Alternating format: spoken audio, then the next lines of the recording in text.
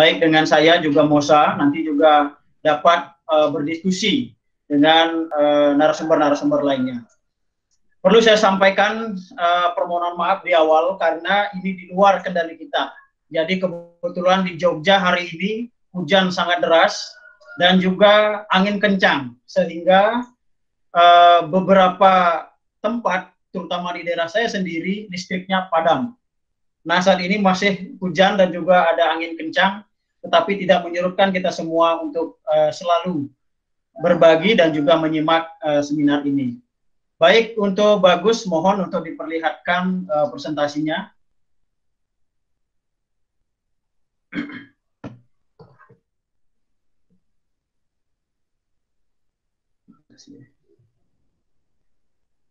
Bagus Satria, bisa dengar suara saya?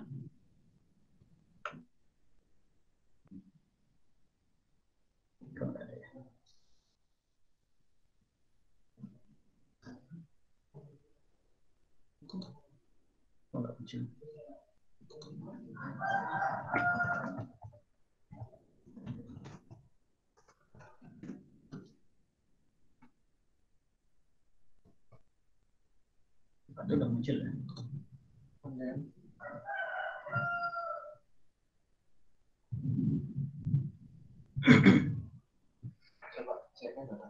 Pada operator mohon dibantu untuk menampilkan PowerPoint-nya.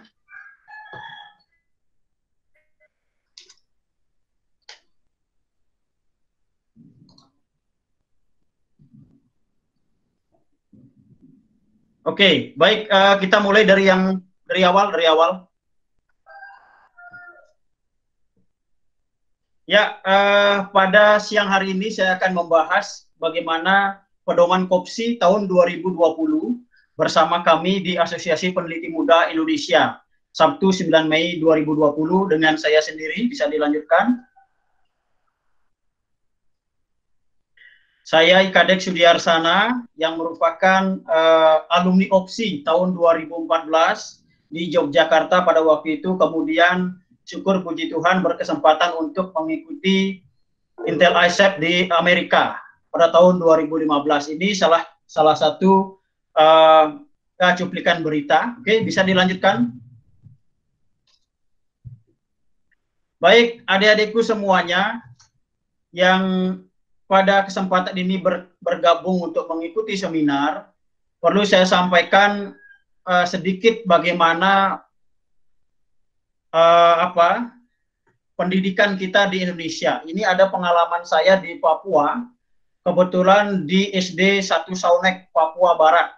Nah, ini akan sedikit menjadi inspirasi bagi kita, bahwa mereka di daerah yang tertinggal dan juga keterbatasan segala hal, namun tidak menyuruhkan mereka untuk berprestasi. Nah, apa yang bisa kita jadikan motivasi dari adik-adik kita di sini? Mereka banyak yang menjadi atlet, terutama atlet sepak bola. Artinya apa? Di daerah dengan keterbatasan itu mereka mampu untuk menjadi yang terbaik. Kenapa kita yang memiliki fasilitas lebih dari mereka tidak bisa menjadi lebih baik? Artinya kita mengambil sisi motivasi dari mereka, ayo kita bersama-sama. Dalam hal ini mungkin penelitian, karena penelitian salah satunya adalah salah satu untuk menjadi bagian kontribusi dari bangsa kita. Oke, bisa dilanjutkan. Nah, ini di Sebatik, jadi ini di Kalimantan Utara. Adik-adik kalau ada yang dari Kalimantan, ini di Pulau Sebatik. Ada namanya Yayasan Ar-Rasyid, itu di Pulau Sebatik berbatasan Indonesia dengan Malaysia. Jadi sekolah ini di sekolah perbatasan Indonesia-Malaysia yang juga memiliki keterbatasan-keterbatasan di luar dari kita. Mungkin kalau kita masih ada yang terbatas, bukunya, sumber-sumber bukunya di perpustakaan masih kurang, tetapi adik-adik di sini jauh lebih miris dari kita. Mereka bahkan ruang kelasnya ini baru yang menggunakan keramik. Ada ruang kelasnya yang masih menggunakan kayu atau rumah kayu. Dan itu saya pernah mengabdi di sana, kebetulan dalam program KKN. Ini juga akan menjadi inspirasi bagi kita. Mereka salah satunya juga ada yang menjadi Olimpiade kalau tidak salah. Nah, ini yang saya maksudkan, mari kita untuk maju, kita belajar atau berpandangan dari teman-teman kita yang masih belum seberuntung kita. Oke, silakan dilanjutkan. Ya, ini menjadi suatu yang berharga bagi kita semua. Kebetulan Mas Menteri kita, Mas Nadiem Makarim saat ini menduduki Kementerian Pendidikan dan Kebudayaan. Beliau sebagai menteri, apa yang patut kita gali dari beliau? Beliau ini menyelesaikan suatu permasalahan di Indonesia dengan adanya kemacetan yang melanda di mana-mana, terutama Jakarta itu sendiri. Beliau berpikir kemudian mencetuskan yang namanya aplikasi Gojek atau ojek online ini. Nah, ternyata apa? Ternyata implikasinya sangat luar biasa. Satu sisi menciptakan lapangan pekerjaan, yang kedua juga bagaimana menjawab tantangan atau masalah-masalah yang ada di lapangan. Nah, jadi muncul pertanyaan di kita, apakah suatu penelitian itu atau inovasi itu harus besar atau merubah dunia? Mas Menteri sudah menjawab. Kita tidak perlu, ya kalau bisa merubah dunia itu bagus sekali. Tetapi paling tidak di dalam penelitian itu adalah menjawab tantangan-tantangan sederhana di lingkungan kita. Jadi adik-adik dengan keberadaannya di daerahnya masing-masing, dari tanah air, dari Sabang sampai Merauke, itu tidak perlu harus berpikir jauh. Coba kita tengok di sebelah kita, di lingkungan kita, apa kira-kira yang harus bisa diangkat dan bisa diselesaikan masalahnya. Oke, silakan dilanjutkan. Ya, ini saya akan sedikit berbicara pengalaman di Opsi. Adik-adikku semuanya, saya sangat suka sekali dengan pepatah dari Thomas Alva Edison, bahwa kebanyakan orang gagal adalah orang yang tak menyadari betapa dekatnya mereka ke titik sukses saat mereka memutuskan untuk menyerah. Nah, hal ini saya pernah alami. Saya tidak serta-merta langsung menjadi juara atau memperoleh medali emas dalam suatu perlombaan. Ada banyak sekali kegagalan-kegagalan yang saya raih, yang tentu kalau ini saya bacakan cukup memakan waktu banyak. Artinya apa? Kalau ketika menyerah di tengah-tengah kesuksesan itu, maka mungkin saja kita padahal sudah dekat sekali dengan kesuksesan. Kesuksesan dalam hal ini adalah kalau kita di bidang penelitian ya mampu menemukan suatu solusi atau dalam kompetisi mampu meraih juara. Nah, ini banyak sekali terjadi di adik-adik kita yang mohon maaf saya katakan mental atau uji semangat tekadnya itu masih lemah. Begitu kalah atau misalnya udah down sekali. Nah, ini harus kita rubah. Kita coba belajar dari mindset dari Thomas Alva Edison. Semakin kita banyak gagal, paling tidak ada satu kesuksesan yang terselip di dalamnya. Nah, ini ini ketika saya mau berangkat ke Amerika. Saya berlatar belakang dari orang yang susah, adik-adik. Jadi syukur kalau adik-adik memiliki pengalaman yang jauh atau kondisi yang lebih baik dari saya, harusnya kalian bisa lebih baik dari saya. Nah, ini pengalaman Opsi 2014. Kebetulan waktu itu dirjennya Pak Muhammad Sazidi. Oke, dilanjutkan. Kemudian ini di Intel ISEP di Pittsburgh, Pennsylvania, United States. Waktu itu ada sesi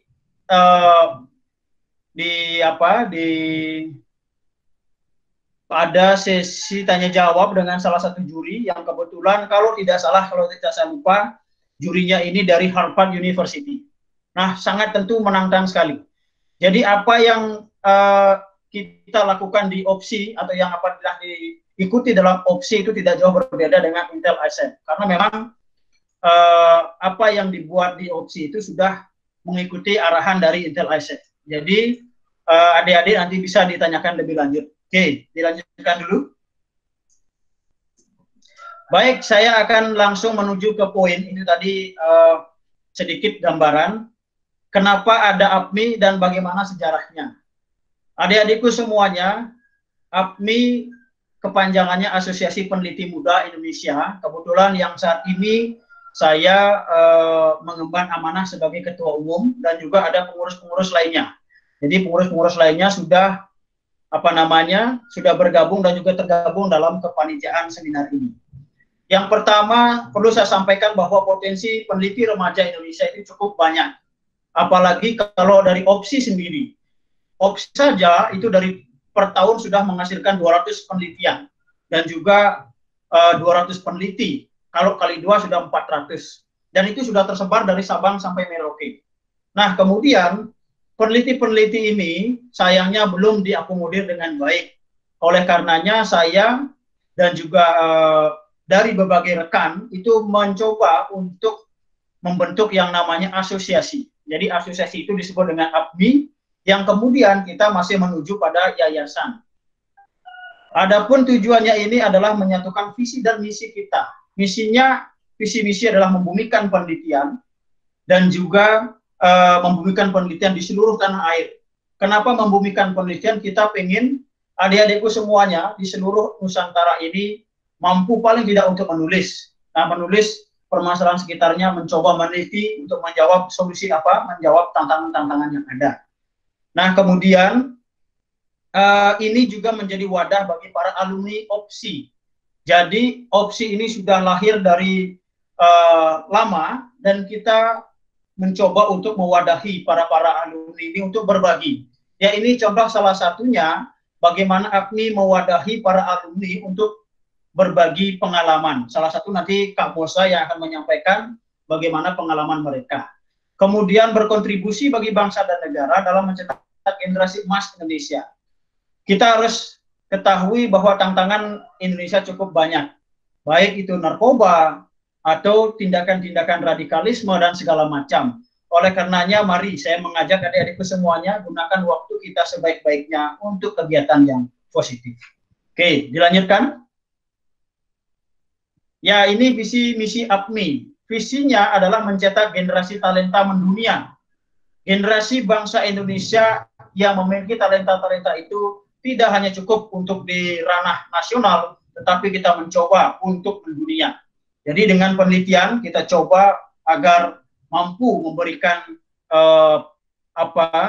pandangan-pandangan dan juga berpengaruh di dunia internasional. Misinya ya ini berbekal pada ilmu pengetahuan, memberikan knowledge sharing seperti ini, membumikan penelitian, kemudian menjadi konsultan atau sharing partner. Nah, dalam hal ini mungkin nanti teman-teman yang mau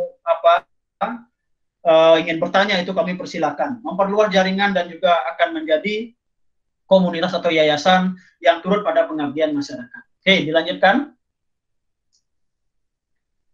Kemudian kita menuju ke bedah KOPSI 2020. Berikut yang hal-hal yang perlu yang setelah saya rangkum dan juga saya baca dari pedoman KOPSI 2020. Yang pertama harus diketahui adalah penulisan proposal itu wajib mengikuti pedoman. Nah, ini tidak boleh ditawar adik-adik. Jadi silakan nanti dibaca baik-baik, kalau ada yang kurang bisa ditanyakan. Kemudian ide penelitian itu harus berlatar belakang dari gejala atau peristiwa-peristiwa atau potensi yang ada di lingkungan kita yang belum dimanfaatkan dengan baik. Tema dari KOPSI tahun ini adalah memanfaatkan dan juga pengembangan potensi sumber daya dalam rangka mengoptimalkan sumber daya lokal.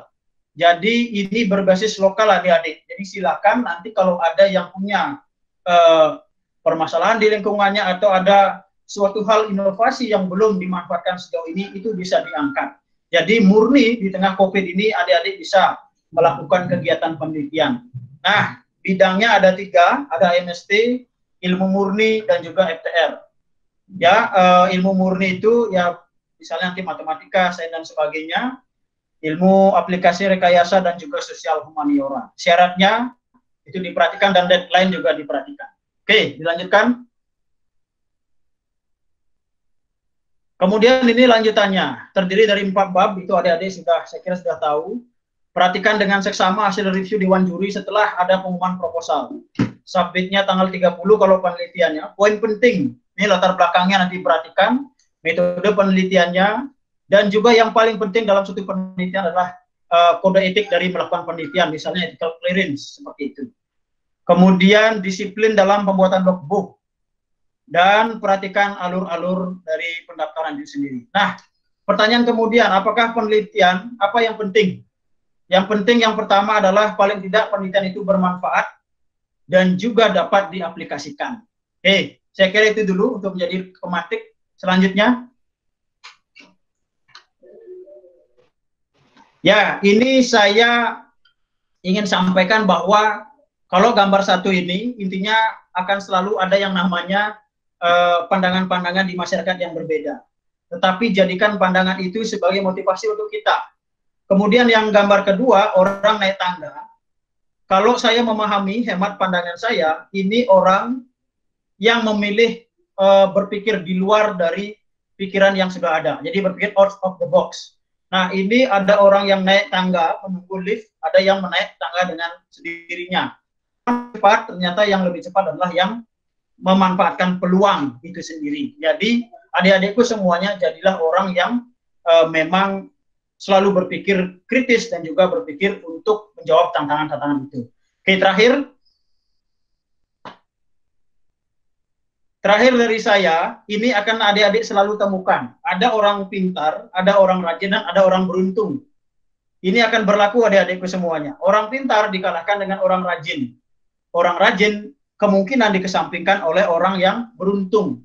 Artinya apa? Ketika kalian sudah berusaha dengan baik, masih juga belum mendapatkan hasil yang kalian impikan, jangan khawatir.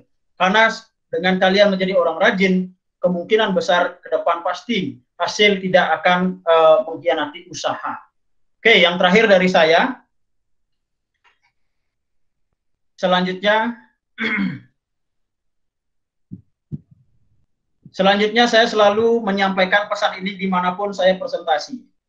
Pesannya adalah selalulah jadi prinsip padi. Hidup adalah proses untuk pembelajaran diri untuk memperbaiki diri menjadi baik, lebih baik, dan terbaik. Adik-adikku semuanya yang berkesempatan dalam seminar ini, mohon untuk materinya disimak dengan baik, kemudian jangan lupa untuk berbagi, sharing kepada teman-temanmu dimanapun itu. Jangan pelit untuk berbagi karena sesungguhnya itu adalah bagian dari pengabdian. Semakin berisi, maka semakin beruntung. Oke, saya kira itu dari saya kembalikan kepada moderator. Terima kasih. Nanti tanya jawab akan dipandu oleh moderator. Oke, silakan.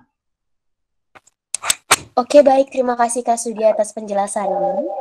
Jadi, kalian sudah bisa untuk memberikan pertanyaan melalui form yang sudah diberikan melalui room chat. Silahkan bisa dilihat di room chat ya. Jadi, kalian bisa memberikan pertanyaan apapun itu mengenai proposal kopsi. Nanti di akhir acara kita akan membacakan pertanyaan kalian. Oke, ini sudah ada mulai pertanyaan yang masuk ya. Jadi langsung aja ya untuk yang udah ada pertanyaan di benaknya.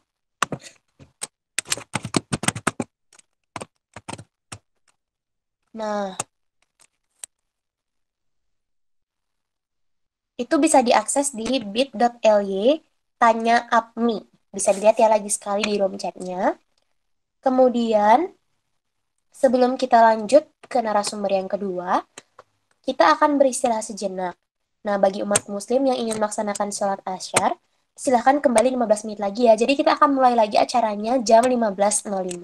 Kembali lagi jam 15.05 ya, kita akan mengupas lagi lebih dalam bersama narasumber yang kedua. Sampai jumpa, silahkan beristirahat.